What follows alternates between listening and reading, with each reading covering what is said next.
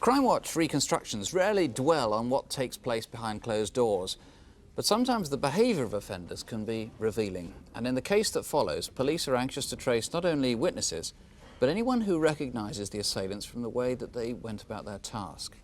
The crime is a robbery in Bristol, in the fish ponds area, and the victim was a wholesale jewel merchant and his assistant. We've changed his name and some of the details for security reasons. These are the gold chains you were asking about. There's a couple of new lines in here that I think you'll find quite... Terry Brown is a wholesale trader of gold and jewellery. Yeah. What are they per gram now? As it's you. Say 385, shall we? Oh, that's good. Yeah. Quite a nice weight. Yeah. Yeah, I'll have those. I'll leave it at that, I don't know. Right. Yeah. That's fine. Okay. Well, I'll be popping around again on Friday so I can see how those lines are going. Okay. Lovely. See you soon. Okay, see you soon. Thanks so much.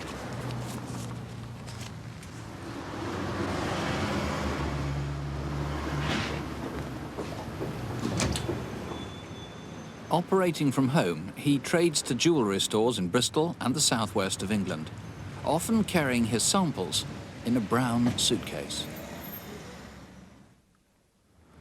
It's Thursday, the 29th of November, the day before the robbery. Lodge Causeway is a shopping street in Bristol close to Terry Brown's home. At about 12:30, three men approached the Causeway's snack bar.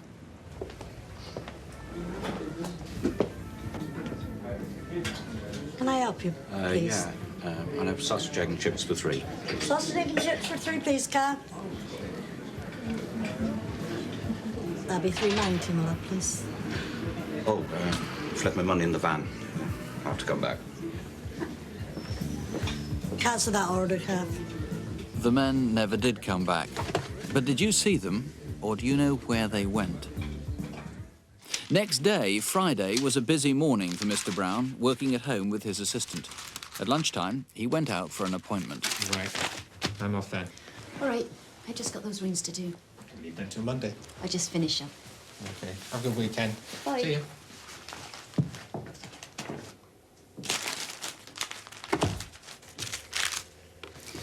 I've been working for him for about a year and doing bookkeeping and invoicing. And that Friday, after he'd gone, I noticed the blue van pull up outside. The driver came round the side and opened the door and took some flowers out of the van. It was nothing unusual because we often get deliveries.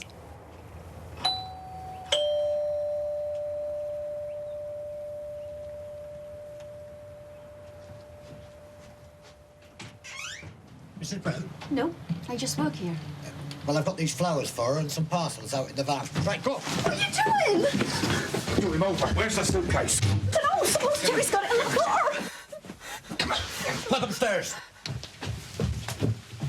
Right. Where's the suitcase? Tell him. I said, where's the suitcase? I told you, I don't know. I don't know. He must have it.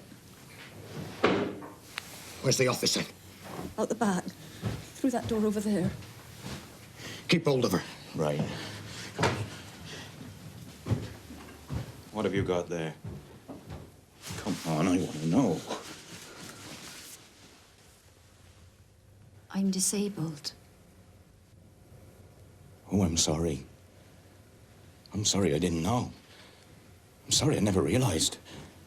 My knees are shaking. Oh, you better sit down. Oh, come on, take it easy. You'll be okay. There you go. Come on.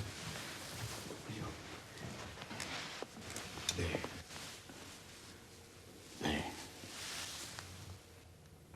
Are you all right?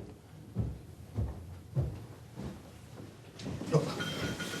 Where's the suitcase? I told you, don't know. Found it? No. Coffer.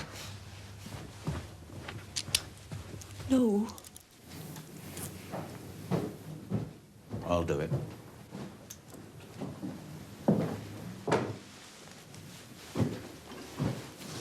It'll be all right.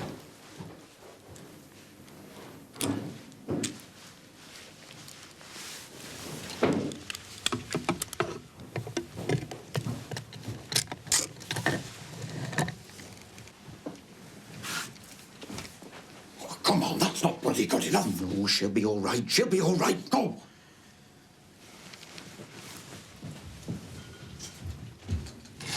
What are you doing? What are you going to do? Shut up.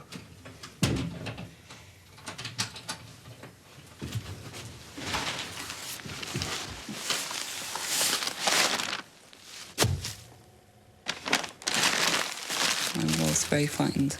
Him crumpling the paper reminds me of when my dad used to light the fires, you know, used to scrunch the paper up. And I was just frightened that they were going to set the house alight or something.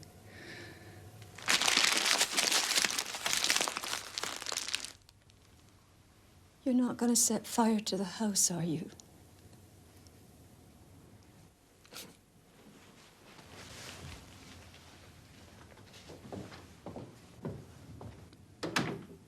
The robbers found the suitcase and got away with jewellery and gold worth several £1,000s.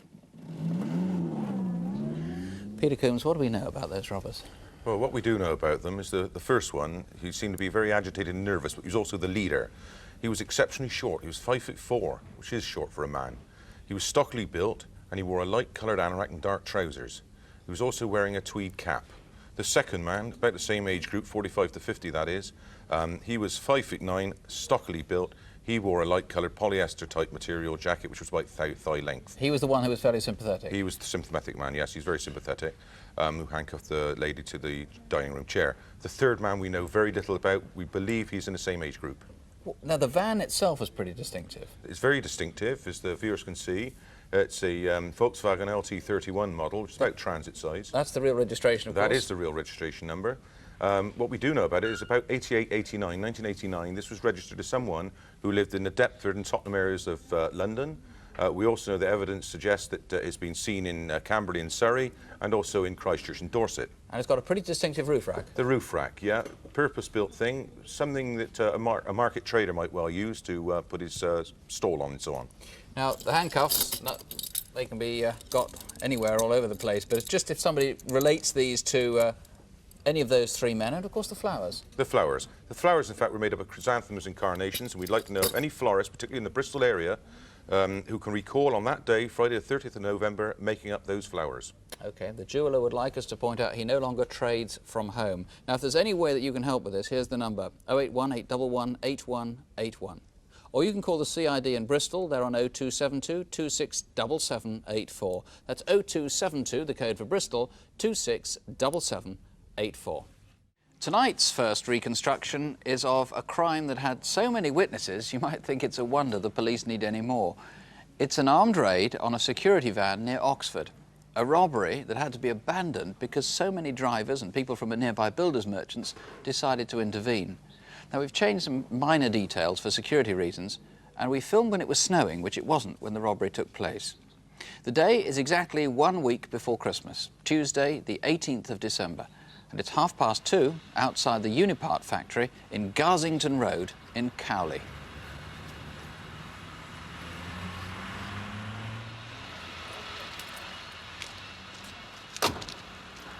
That guy over there, Mick, looks like he's having a pee.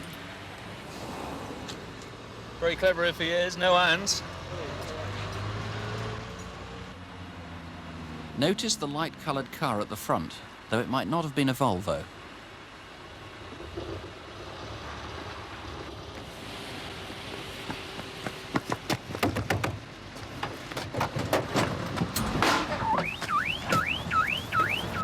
Mick, quick, somebody's just been shot. Oh my God!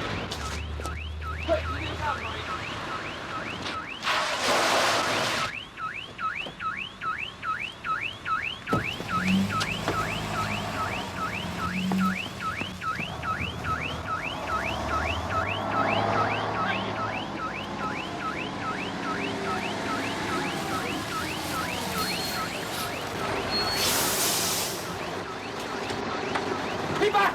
Back off, all right? Keep back, you'll get hurt! But back off!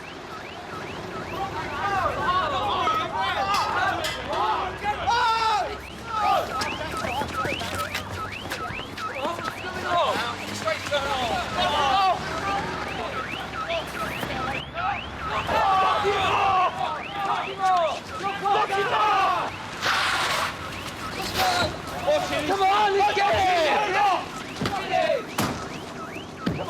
Any more, sir?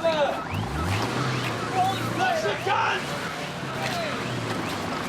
On there, right!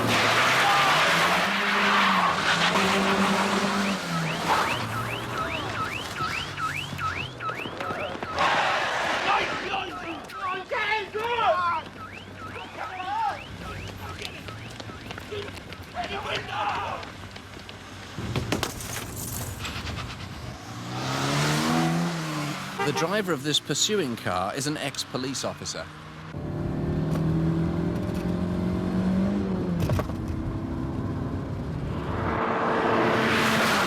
John's Brian.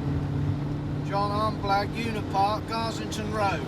I'm in pursuit of a Vauxhall, dark blue. G818 VPD. 2 targets. One of them armed. Handgun, pistol. I repeat, a dark blue Vauxhall. I think they may be a London team because of the handgun situation. One of the guards either seriously or fatally shot. They're going hell of a whack. 80-90 through Garsington. I'm going to have difficulty at the top here, I think.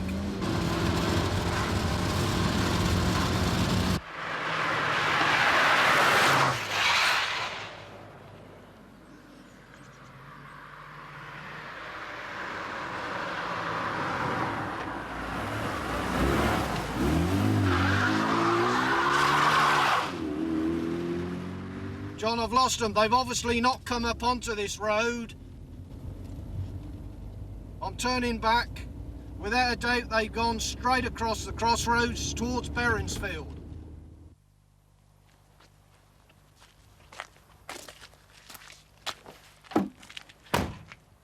At 20 to 3, Linda Madel was driving up Tootle Road. Immediately I saw him, I thought, there's something very suspicious going on. And he was sort of in a panicky state. He looked very pale. And I just thought he was up to no good. There was another witness with his dog in an adjoining field.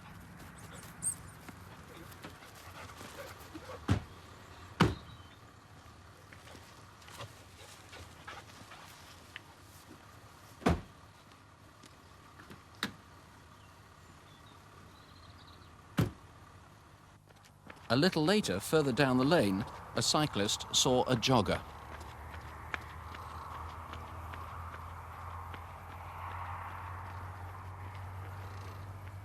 And just after 3 o'clock, the police got to the lay-by where the robbers had been parked. They could hardly miss the evidence.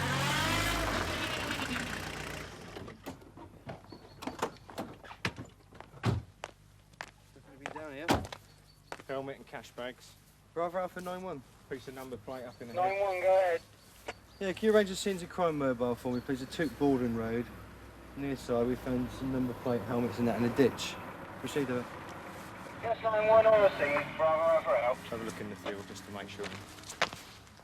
And at about the same time, 2 miles further up the main road that runs through Newnham Courtney, a quality inspector road testing a new car had stopped to check the vehicle.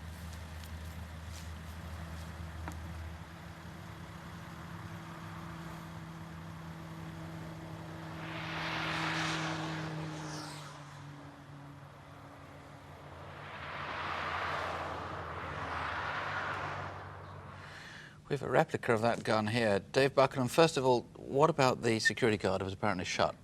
What sort of condition is he in? He's fine, Nick.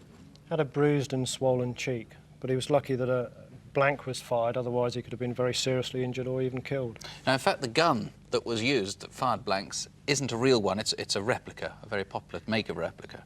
It's a Brunei 8mm, made in Italy, and it's a replica Beretta. We would like to hear from anybody who may have had one stolen or knows of anybody who purchased one recently and is now no longer in possession of it since the 18th of December. Now, the blanks that were in this may hold the key because before the robbery, the night before, in fact, at 6:15, a man walked into the Dunmore Shooting Centre on the Wootton Road in Abingdon, which is about 5 miles from Cowley. I'm sorry, sir, we're closed. You don't have to sell me anything. Look, do you have any of these?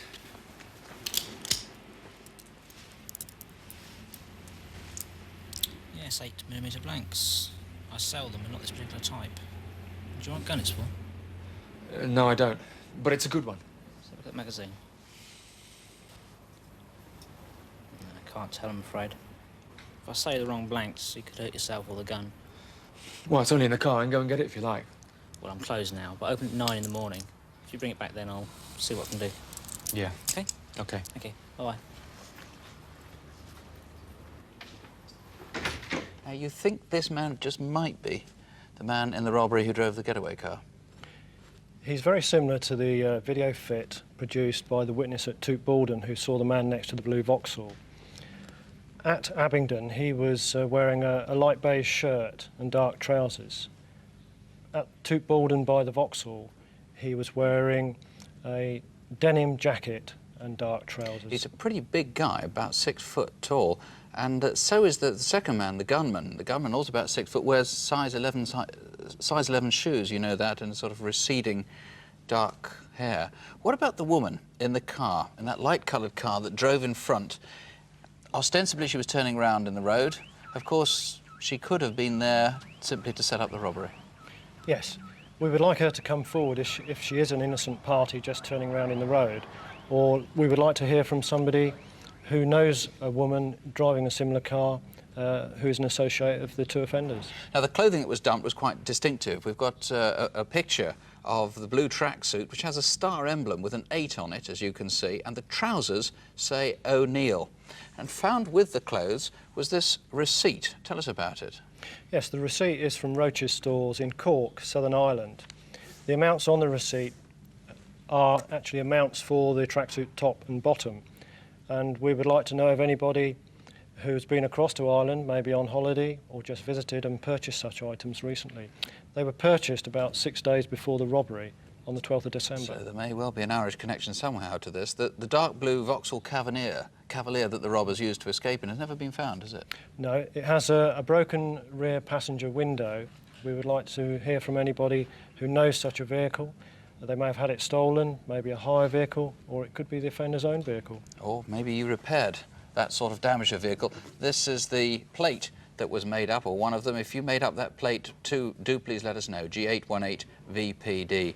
Indeed, if you can help us in any way, do please call. There's the number, 081 811 8181. 081 811 8181. The detectives are waiting now, or indeed you can speak to a BBC researcher if you prefer. Alternatively, you can call Cowley Police Station, that's 0865 266 331.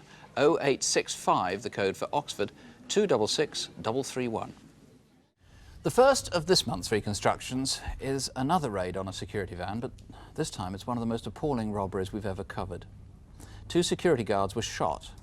One, who was in his 60s, was actually complying with the gunman's instructions when he was fired on, pointlessly and at point-blank range. His pulse, in fact, had stopped when an off-duty nurse who'd been driving past brought him back to life. After 2 weeks in intensive care, he's still seriously ill. His colleague, who was shot in the face, is now partly paralysed and deaf. Now, obviously, we're not going to show you any of the gruesome details, but if you recognise anything that could be helpful in our reconstruction, do please call. The sequence of events begins 3 weeks before the robbery and 9 miles away. This is outside Claremont Motorcycles off London Road in Gloucester, just after 4:30 p.m. on Monday, January the 7th.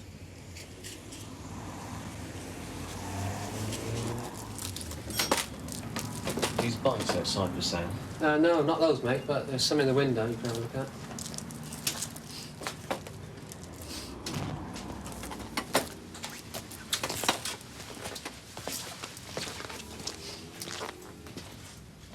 I like the look of the red one.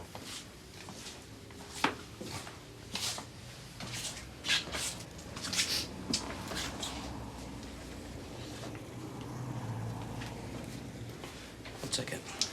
Right, when would you like it, sir? No. He didn't actually touch anything. He kept himself to himself. Even when we were looking at the bike, he just peered over it rather than touch any of the controls or anything. Right, he's all ready, set up for you, sir. That'd be £525. Some people are happy buying a bike, but it looked like he was just buying the bike for work, and it was just something he had to have rather than want to have. Thank you very much. So I've popped off 2-stroke hole there for you. If you want to follow me over to the counter and I'll be ready to see.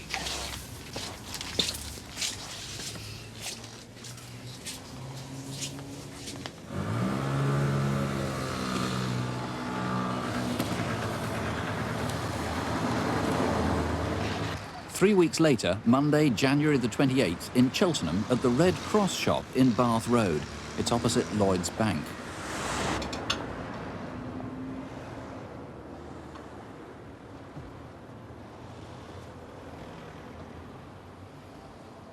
When the young man came into the shop, I was struck by his expressionless face, and I couldn't understand why a young man like that, unaccompanied, would come into a shop like this. We haven't got anything for him. He was well dressed, and he looked at everything, including baby wear and ladies' skirts, which is strange for a young, unaccompanied man. His face was cold. He didn't want to be approached. He had a very military manner. He looked very determined. I really thought he was probably going to be shoplifting. I also have ladies working here with me, and of course we have a till. And I was nervous. I didn't think he was up to any good. Next day, Tuesday the 29th, and a barmaid, Christine Ryland, noticed 2 men loitering round Bath Road. One, tall, fair and slim, the other, stocky, dark, maybe 5'10", both in their mid-20s. I first seen the 2 men the day before the robbery took place. There's not really a lot to do in Bath Road, and this seemed to take place over a period of about 4 hours that I kept bumping into the same 2 men, particularly round by the Lloyd's Bank.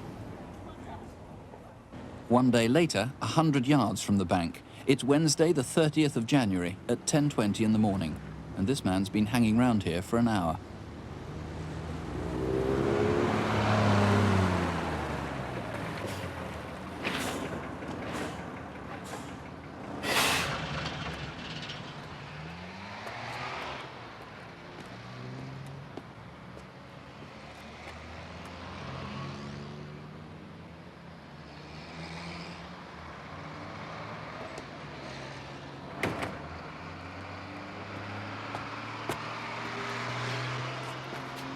Open up. Open up. Come on, get this door open. John, open up. Get him to open it. Come on. Get it open. There's a raid on my van. Call the police. Dial 999.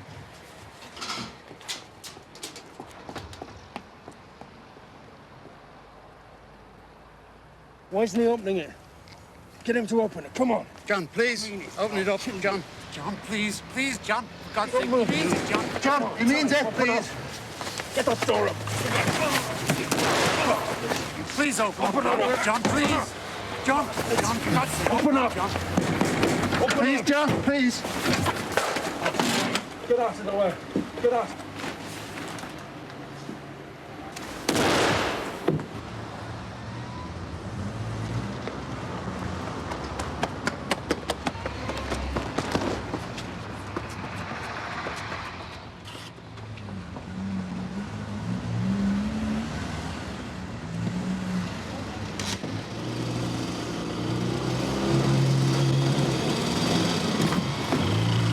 Back on Bath Road, a nurse was going shopping with her husband.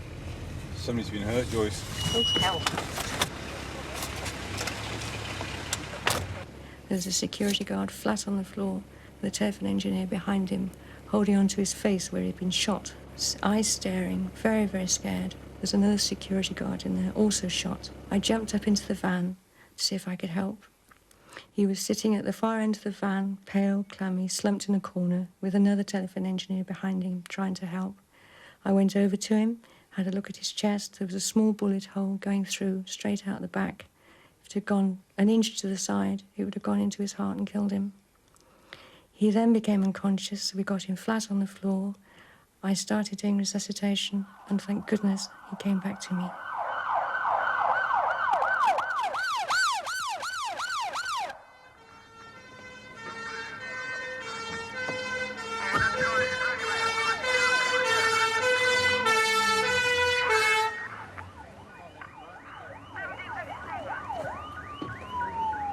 I stayed with the guard, made sure he kept breathing, that he was conscious, and the ambulance men came, and between us we got him into the ambulance.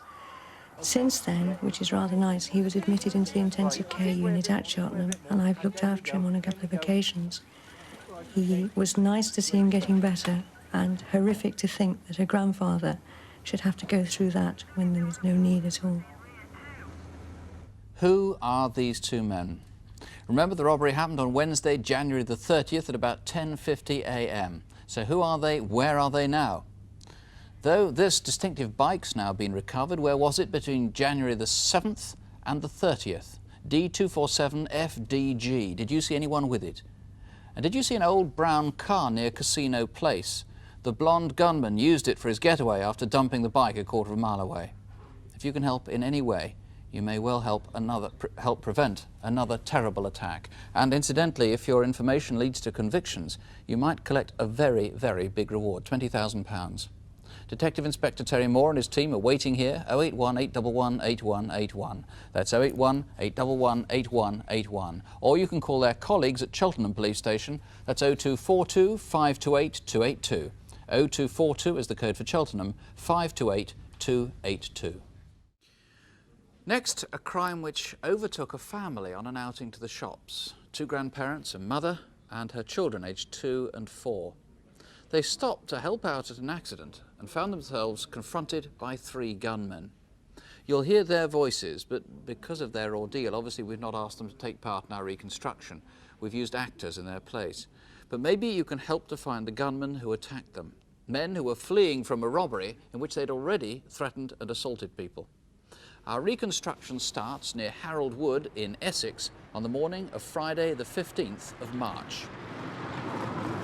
Just a bit further down here, Dad, and then turn left. Right, love. I'm nearly there. Stop pestering Grandma. Won't be long. Tell you what, let's say I spy.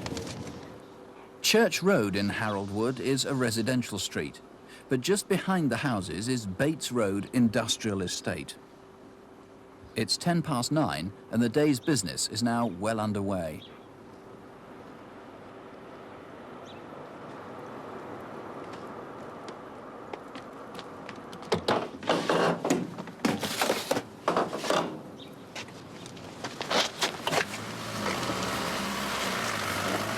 As the guard was being threatened, an initial laundry van pulled alongside. The Securicorps vehicle was hijacked and both the guards were punched and kicked and warned they might be shot.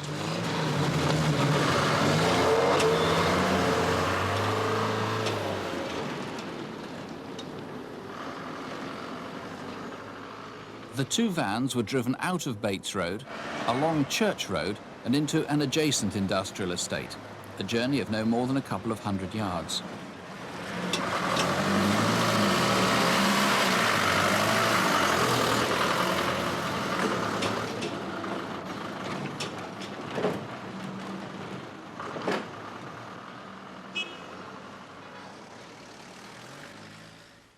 Both vans were then abandoned, with the guards left handcuffed on the floor. The robbers drove off with several £1,000s and were next seen by a local woman on Shepherd's Hill, about a mile away. I was driving towards Hornchurch that morning. I heard a car coming up the hill the other way, very, very fast. As I got to the top of the hill, it was rather on my side of the road than its own side of the road, so I slowed down because I really thought the car was going to hit me.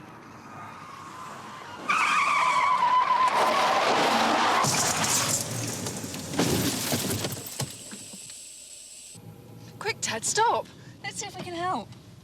As I got to the scene, a man came out and pushed me. Anyone else left in the car? What's going on? Oh! What are you doing? Are you all right? I thought that he was pushing me because the car was going to explode. What do you think you're doing? We're taking the car. No, you're not. Piss off! No, you're... Piss off or I'll blast you! The man that threatened me was quite a big, heavy boy, maybe about 5'10", 5'11". Biggish, round face, more or less. Most of the time, I was just looking at the gun. Come on! Get out the car! Get out the car! The man that threatened me was a bit smaller than the other man, quite thick set. I'm not leaving the children! We're taking the car! Come on, get out! I'm not leaving the children! Go, go, go! Come on!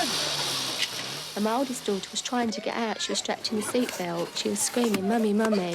And I was saying, "It's all right, I'm not letting you go." And I got her in my arms just as they turned and sped off, but a few seconds more and she would have gone with them. My two little ones reacted really badly to it. They're waking up having dreams about men with guns. But it'll be a long while for the scars to heal, very long while. Patrick, how are the family? And Nick, they're not well. The kids haven't settled down at all. They're still having nightmares. The mother is not well at all, and Granny, she hasn't gone back to work yet. Well, we know that the family's car was driven to a lay-by in Tompkins Lane, where the men transferred into a waiting Sherpa van, looking for witnesses, more witnesses for this. We know from that point they drove in the direction of the busy Southend arterial road, that's the A127. And maybe you saw them that morning trying to get out of the side road onto the dual carriageway. This is Friday, the 15th of March, remember, at about 9:30 in the morning. The Sherpa van was found abandoned a few miles away in Saxon House Industrial Estate, that's in Great Whalley. And there was blood in the van when you discovered it, which suggests that the chap we saw holding his head as he came out of the crash car, the overturned car, had really hurt himself. Yes, obviously we're appealing to anybody who saw somebody covered in blood on the 15th. Has anybody given first aid to that man, a nurse, a doctor, or even a hospital that we haven't established so far? Or has anyone come home with a gash in his Yes, has a neighbour head? seen somebody coming home with covered in blood? What do we know about that? You've got a description of him. Yes, he's a big man. He's 25 to 30 years of age, about 6 foot. Well built, maybe into weightlifting, obviously kept himself extremely fit to survive the accident. And what about the other two? First, the man who was pointing the pistol at Grandad. Yes, he's at the same age, 25 to 30, as the man covered in blood. He's a little bit smaller, still well built, and again, maybe into weightlifting or training with weights. And the man who aimed the shotgun at the children? Yes, he's a bit smaller in height, 5'8" to 5'10", with dark hair, not quite as big as the other two. Now, obviously you want more witnesses to the hijack or anything else that took place there. I gather you also want to speak to one witness who's already talked to you. Yes, obviously officers arrived at the scene, and I believe it was a farmer who actually gave his details of what he saw to the police officers. His name has been misplaced, so we'd be keen to ask the farmer to come forward. OK. All the vehicles were stolen, I think, in the Chelmsford or Witham area of Essex. That's right. Yes, 2 from Chelmsford and 1 from Witham. Only 1 was false plated, so we're asking where was the initial van laid down overnight for a couple of days, and where was the BMW that was only stolen a couple of days as well. Where was that laid down? The Sherpa had the plates changed. And I gather that the family are really desperate that these people are caught. I spoke to the mother only this afternoon. She'd be the happiest woman in the world, the same as I would be, if I could ring her up in a couple of weeks' time and say, "Sharon, we've got them." It's still a great trauma for them. Yes, very much so. Well, please do help if you can. We want to find those gunmen as quickly as possible. Here's the number, 081 811 8181. Or you can call the North East London Flying Squad, another 081 number. That's 558 7311. That's 081 558 7311. You may remember a couple of months ago about a family held at gunpoint and then kidnapped in a bid to steal money from a major supermarket. It was a particularly distasteful crime. You can imagine the effect that it had on the family concerned.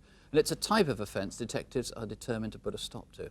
Indeed, with your help tonight, this is one that they're going to solve. In the next few minutes, we'll be revealing for the first time a number of important clues, some of them so specific that several people watching are likely to know who the culprits are. Please call us if you can help. The reconstruction begins 4 miles northeast of Ipswich. On the afternoon of Friday, August the 2nd, Edna Andrews and her sons Matthew and James were 27 miles from home, walking wearily towards the village of Balham in Suffolk. They stopped off at a builder's merchant's. Can you help us? We've been kidnapped. Can you get the police? What? What's your problem? Look, these are the marks where we were tied up and held in a car. My husband's the manager at Tesco's. They told him to go and get some money. I don't know where he is. Get the police, please. Hello.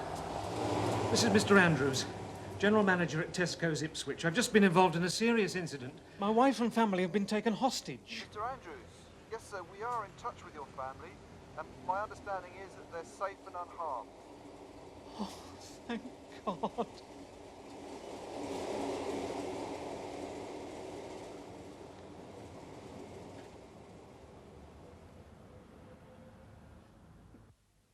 In the investigation that followed, police received 4 crucial tip-offs.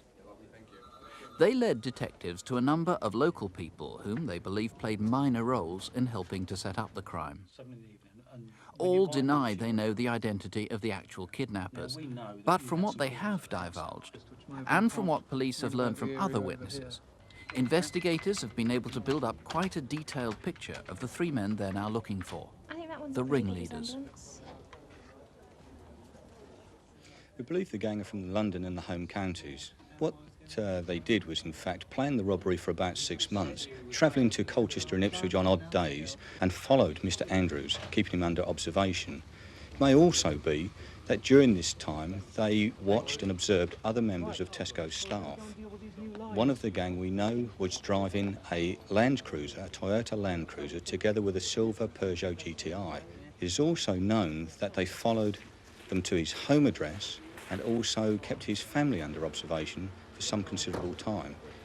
It's clear that this was a well-organised and well-planned robbery conducted by very professional men who are very ruthless in their actions.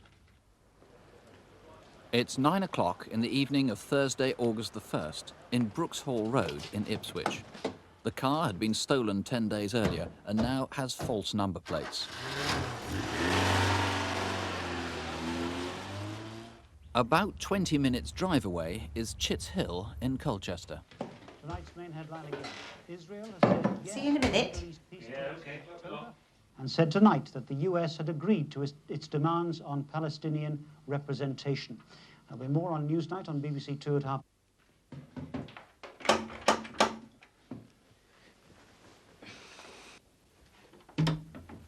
Move in and shut up. Who are you? What do you want? I said move in and shut up. Mom! Oh, God. What's going on? Leave him alone. He's Be a big quiet. boy. And you'll be all right. Move into that room.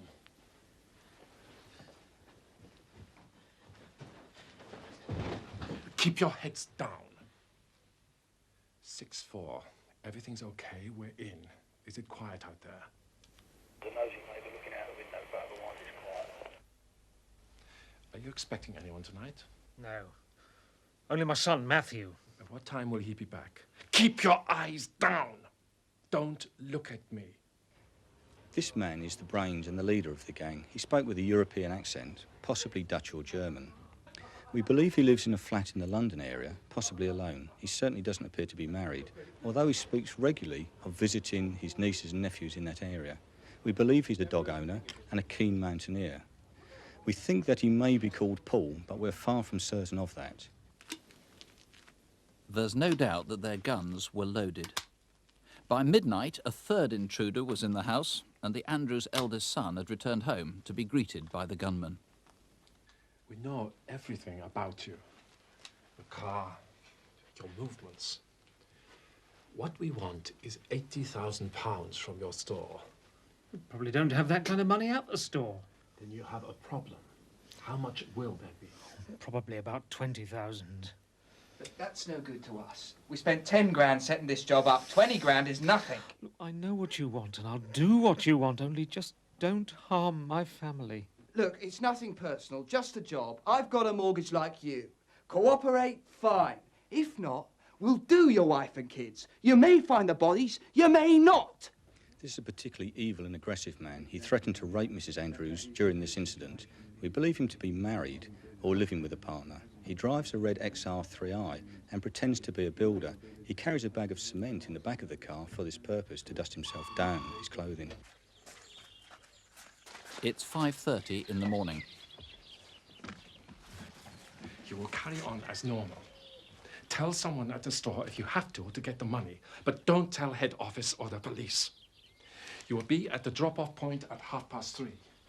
If you're not there, you can kiss goodbye to your family. Have you got that?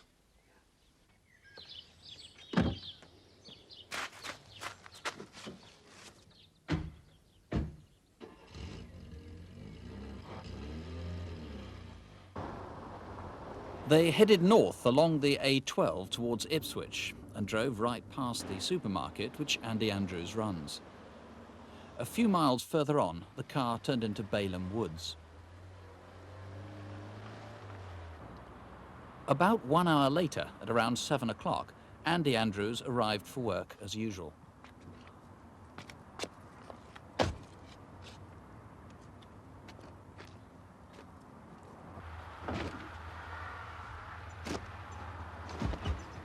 At Balham Woods, just one of the kidnappers remained, camouflaging the car to prevent it being seen from the road.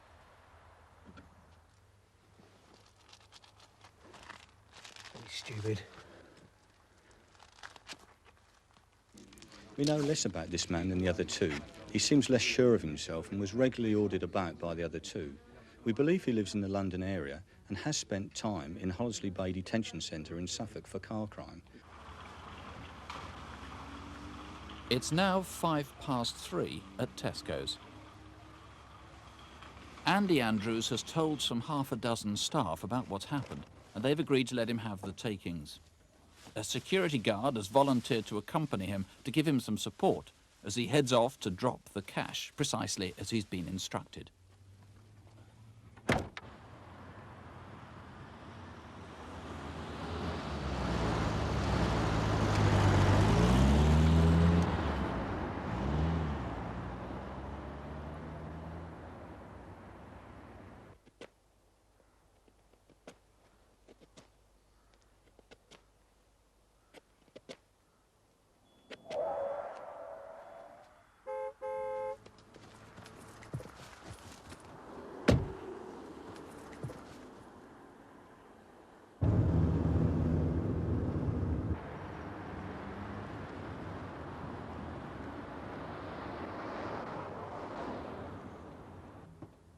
They left the car and money in the do-it-all car park off Ranelagh Road and walked to Ipswich railway station, where Andy had been told he'd hear about his family.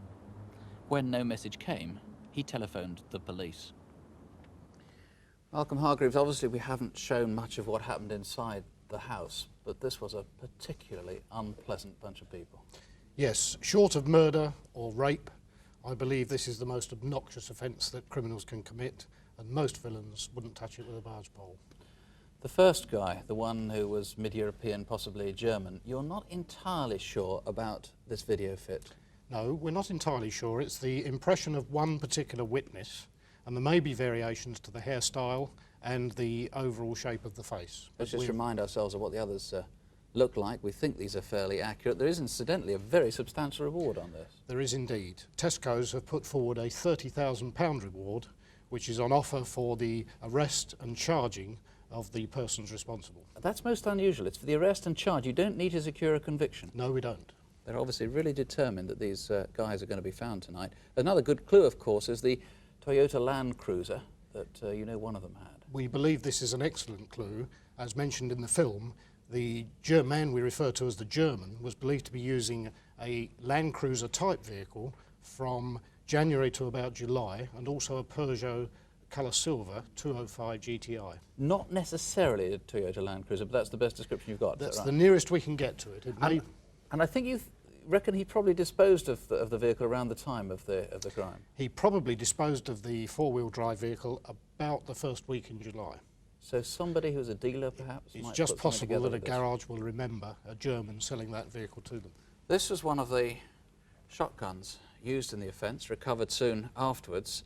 Tell us about it. What sort of? It's got a number on it, B10870. B10870. This is one of two shotguns brought by the criminals to be used on the offence, recovered at Ipswich, and we were only able to find the original owner in South Wales in 1984, and since then we've not been able to trace its history at all. Okay. This belt, cartridge belt, also found. These aren't the original cartridges that were found with the belt. They were quite unusual. They were of different colours. Yes, it was particularly noticed by the witnesses that there were multicoloured cartridges in the belt, but that is the original belt. Mr. Hargreaves, this sort of offence is very unusual. As you say, it's very serious, and the police are determined that it shouldn't be repeated.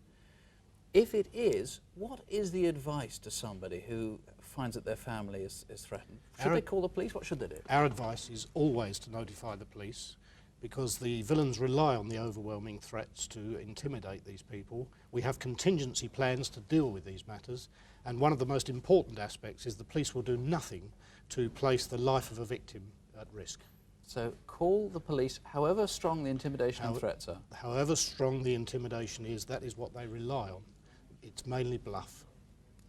There's a big reward, as I say. It was a particularly distasteful crime. Here's the number if you can help, 081 811 8181. That comes directly here to the studio, or you can call officers direct at Essex Police Headquarters in Chelmsford, 452 120. 0245, the code for Chelmsford, 452 120. Armed robberies are terrifying ordeals and tend to attract maximum police attention. There's always worry about showing pictures of these hold-ups because it might look as though the crime is easy to commit. In fact, though, there's a growing array of increasingly sophisticated countermeasures, and our next case shows one of them in operation. This time the 4 men got away, but only just and empty-handed, having shot at a police officer. The attempted robbery began at the South Mimms service station at the junction of the M25 and the A1M between Barnet and Potters Bar in Hertfordshire. It was defeated by a radio beacon which enables security staff to keep an eagle eye on their vehicles and intervene if things go wrong.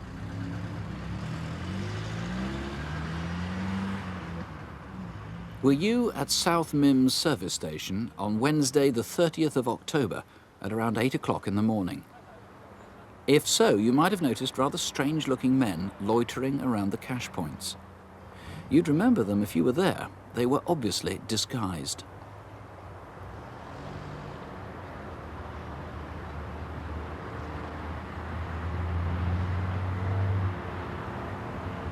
Or you might have seen 2 other men in this red Ford Orion.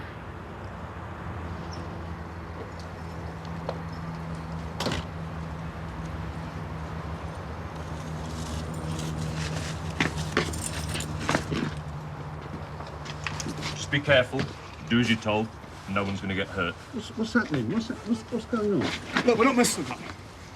This can blow a hole in your van. You get back over there. You walk not too fast, and you tell your mate to open it up.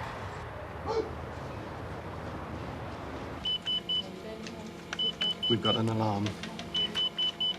Come on, get in, get in! I'll drive! You're coming with us.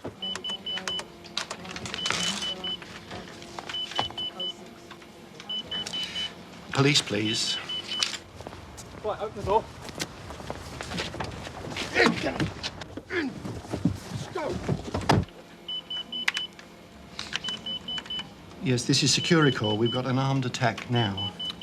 South Mimms service station. It's the South Mimms service station on the M25.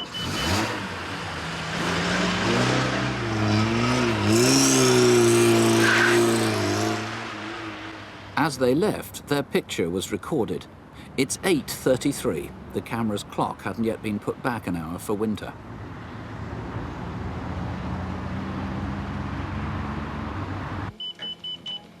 He's now going down the A1081, the St Albans Road. He's doing 55 miles an hour.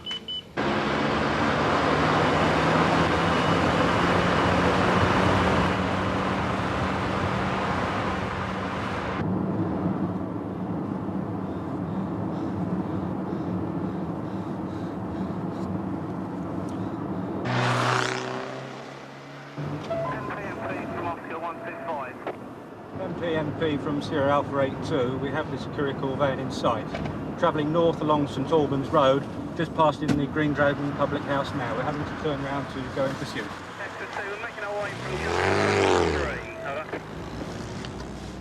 MP from Sierra Alpha 82, we're now behind the Securicor van. We're travelling towards Barnet. ETA at Barnet approximately 2 minutes.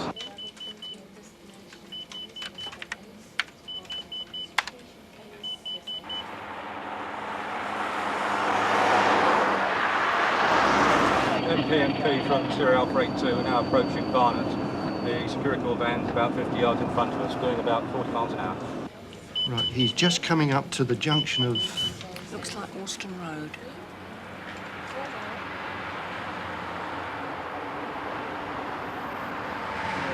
The vehicle's braking. It's now turning left to the rear of Christchurch and Albans Road.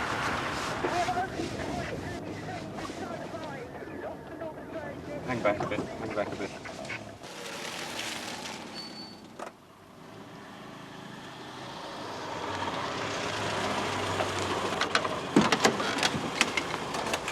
You're out of the landing position at the rear of Christchurch. Yeah, he's armed.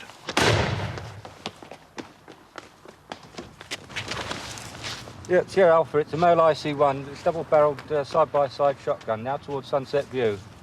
Get bloody down! Don't you say a bloody word! A few streets away, the other guard was dumped in the car park of Barnet Rugby Club on Bing Road.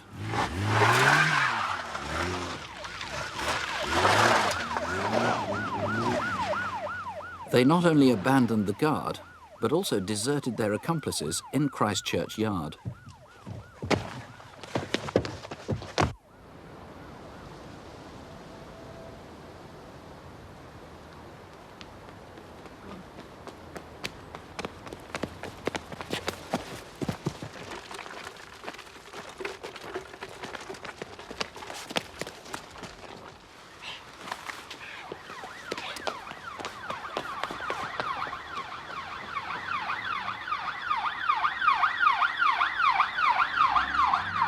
Within 4 minutes, armed police arrived with more units racing to the area, but the robbers had already fled, empty-handed. Hearing police sirens, the other two abandoned their Orion back in Bing Road, only 200 yards from where they'd left the guard.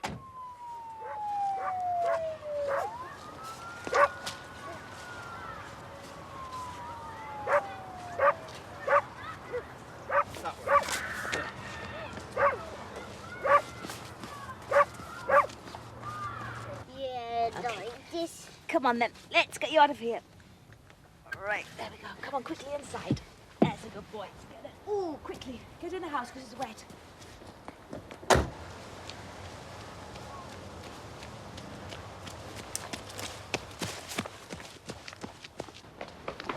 Wait for me.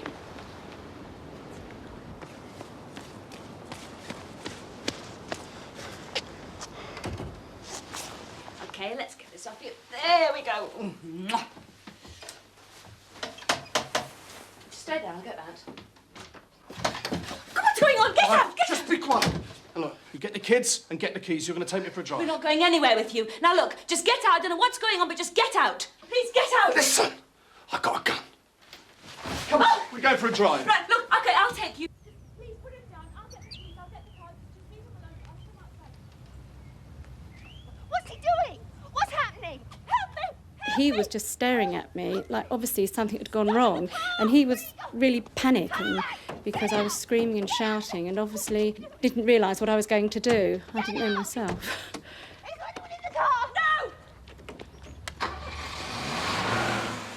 The Volvo was parked half a mile away near Barnet General. Where did he go after that? The man's described as around 40, 5'8", stocky build with a round face and dark hair and vivid blue eyes. Someone watching knows who he is and who his accomplices are. And obviously what the police need is a tip-off, a gang prepared to threaten a woman and her child, to shoot at a police officer. Bob Berger, you actually still need witnesses at the scene, of course. You also need to find out more about these. These were abandoned in the Orion, and we're wearing these examination gloves because they still need more forensic examination.